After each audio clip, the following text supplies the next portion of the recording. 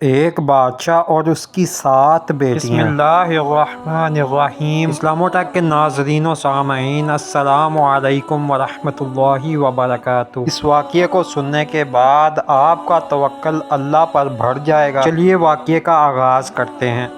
ایک بادشاہ کی 7 بیٹیاں تھیں۔ ایک دن بادشاہ بہت خوش ہوتا ہے اور اپنی 7 بیٹیوں کو بلا کر پوچھتا ہے، میں تم سب سے ایک سوال پوچھوں گا، اگر جواب اچھا لگا تو تمہارا من چاہا انعام بھی دوں گا۔ سب ایک قطار میں کھڑی ہو جاؤ اور ایک ایک کر کے بتاؤ کہ تم کس کا دیا کھاتی ہو، کس کا دیا پہنتی ہو۔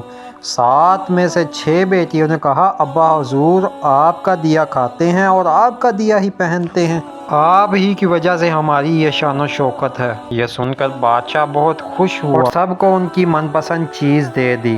جب سب سے چھوٹی بیٹی کی باری آئی تو اس نے کہا، میں اللہ کا دیا کھاتی ہوں اور اپنی قسمت کا پہنتی ہوں اور یہ میرا نصیب ہے۔ بادشاہ یہ سنتے ہی آگ بگولا ہو گیا اور کہنے لگا، اے کمبخت، تو نے میری ناشکری کی ہے، تجھے اس کی سزا ضرور ملے گی۔ شہزادی نے کہا، جو حکم ابا حضور۔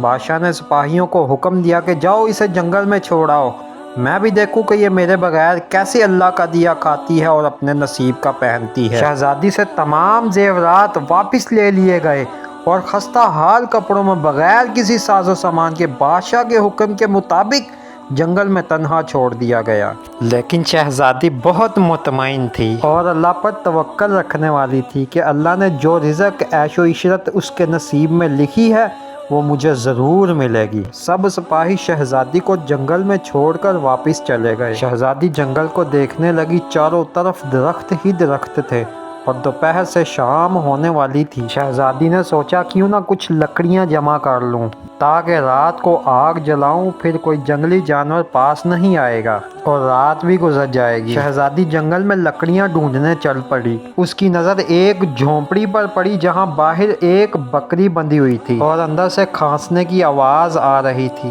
پہلے تو شہزادی بہت حیران ہوئی کہ اتنی ویران جگہ پر جھونپڑی۔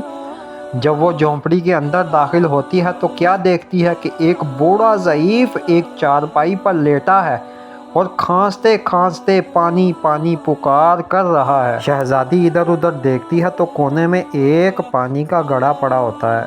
وہ گلاس میں پانی بھر کر بوڑھے ضعیف کو پلاتی ہے اور جھونپڑی کی صاف صفائی کرتی ہے۔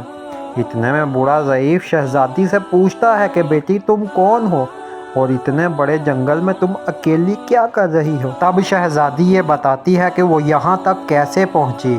بوڑھا ضعیف اسے جھونپڑی میں ہی رکنے کا بولتا ہے اور کہتا ہے کہ میں شہر میں کام کرتا ہوں، صبح شہر چلا جاؤں گا اور 8 دن کے بعد آؤں گا، تم یہیں رہو اور جھونپڑی میں کھانے کا سامان ہے اور ندی پاس ہی ہے، تم وہاں سے گڑھا بھر لیا کرنا۔ صبح کو بوڑھا ضعیف شہر چلا جاتا ہے اور شہزادی یہاں اکیلی جھونپڑی میں سب صفائی کر کے بکری کا دودھ نکالتی ہے۔ شہزادی آدھا دودھ اپنے لیے رکھ لیتی ہے اور آدھا باہر ایک کونے میں برتن میں ڈال کر رکھ دیتی ہے۔ رات کو کوئی جانور بھوکا یا پیاسا ہوگا تو پی لے گا اور خود اندر آ کر سو جاتی ہے۔ صبح سویرے جب شہزادی اٹھتی ہے تو کیا دیکھتی ہے کہ دودھ کا برتن خالی اور پاس ایک لال پڑا ہوا ہے جو دیکھنے میں بہت ہی نایاب اور قیمتی معلوم ہوتا ہے اور پاس ہی سانپ کے نشان بھی نظر آتے ہیں۔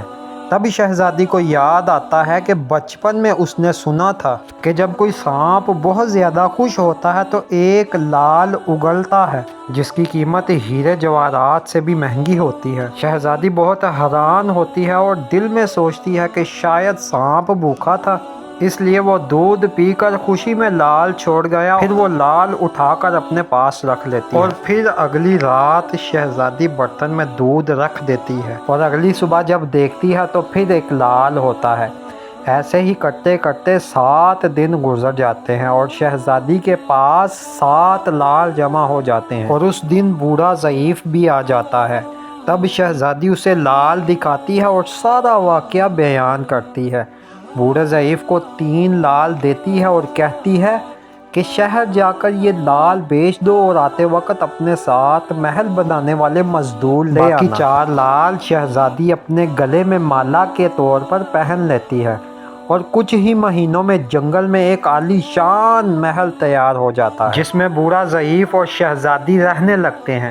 ایسا خوبصورت محل جس میں ہر آرائش، نوکر چاکر، دنیا کی تمام نعمتیں موجود ہوتی ہیں۔ شہزادی جنگل میں لکڑی کی فیکٹری لگا دیتی ہے جس میں غریب کام کرتے ہیں اور ان کی روٹی بھی چلتی رہتی ہے۔ دیکھتے ہی دیکھتے جنگل شہر نما بن جاتا ہے اور دور دور تک دھوم مچ جاتی ہے کہ شہزادی بہت رحم دل ہے۔ یہ خبر ایسے ہی بادشاہ تک پہنچتی ہے تو بادشاہ کے دل میں اشتیاق ہوتا ہے کہ دیکھوں تو صحیح کون سے ملک کی شہزادی ہے جس کی اتنی تعریف ہے۔ بادشاہ اپنے سپاہیوں کے ہاتھ شہزادی سے ملنے کا پیغام بھیجتا ہے۔ یہاں جب شہزادی کے سپاہی شہزادی کو بتاتے ہیں شہزادی ایک شرط پر بادشاہ سلامت سے مل سکتے ہیں کہ وہ اپنی تمام بیٹیوں کے ساتھ ہم سے ملنے کے لیے آئیں۔ سپاہی جا کر بادشاہ کو پیغام دے دیتے ہیں۔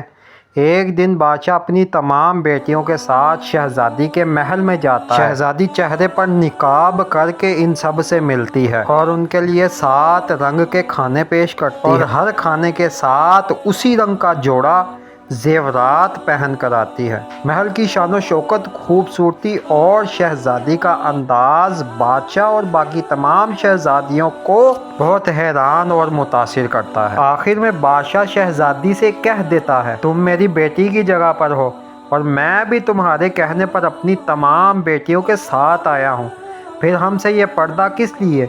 بہت اصرار پر شہزادی کہتی ہے ٹھیک ہے میں تیار ہو کر آتی ہوں۔ سب شہزادیاں آپس میں سرگوشی کرنے لگتی ہیں کہ اتنی تو تیار ہے، اتنے مہنگے زیور پہنے ہیں، اب اور کتنا تیار ہو کر آئے گی۔ اتنے میں کیا دیکھتی ہے کہ دور سے ایک خستہ حال کپڑوں میں کوئی آ رہا ہے اور غور کرنے پر بادشاہ کو یاد آتا ہے یہ ابھی تک زندہ ہے، میں تو سوچتا تھا کہ اسے جنگل کے جانور کھا گئے، اور جب میں نے اپنے سپاہیوں کو اس کی خبر لینے بھیجا تھا تب انہوں نے بھی بتایا تھا کہ وہاں شہزادی کا کوئی نام و نشان نہیں، تو یہ کیسے ممکن ہے؟ بادشاہ خوشی سے جھوم اٹھتا ہے اور کہتا ہے شہزادی کو بلاؤ، میں تمہیں شہزادی سے آزاد کروا کے لے جاؤں گا، چاہے وہ تمہاری قیمت میں میری ساری بادشاہیت مانگ لے۔ یہ سنتے ہی شہزادی بولتی ہے نہیں ابا حضور، میں ہی وہی شہزادی ہوں، اور میں نہ کہتی تھی کہ میں اللہ کا دیا کھاتی اور اپنے نصیب کا پہنتی ہوں، بس اسی اللہ نے مجھے کہاں سے کہاں پہنچا دیا کہ آج میں آپ سے بھی زیادہ امیر ہوں۔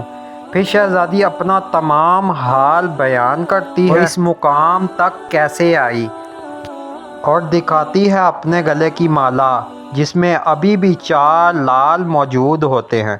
یہ بات سنتے ہی باقی تمام شہزادیاں دل میں رشک کرنے لگتی ہیں اور سوچتی ہیں کہ اے کاش ہم نے بھی تب یہی کہا ہوتا کہ اللہ کا دیا کھاتے ہیں اور اللہ کے نصیب کا پہنتے ہیں۔ سلام کے ناظرین، انسان کے نصیب میں جو لکھا ہے اسے نہ کوئی چھین سکتا ہے اور نہ بدل سکتا ہے۔ ہمیشہ اللہ تعالیٰ کی ذات پر یقین رکھو، وہ جس حال میں بھی رکھے ہمیشہ شکر ادا کرو، وہ ذات تمہیں کبھی اکیلا نہیں چھوڑے گی۔ اگر پوری کہانی سن لی ہے تو ایک بار درود شریف پڑھ کر کومنٹ میں اللہ اکبر لکھیں۔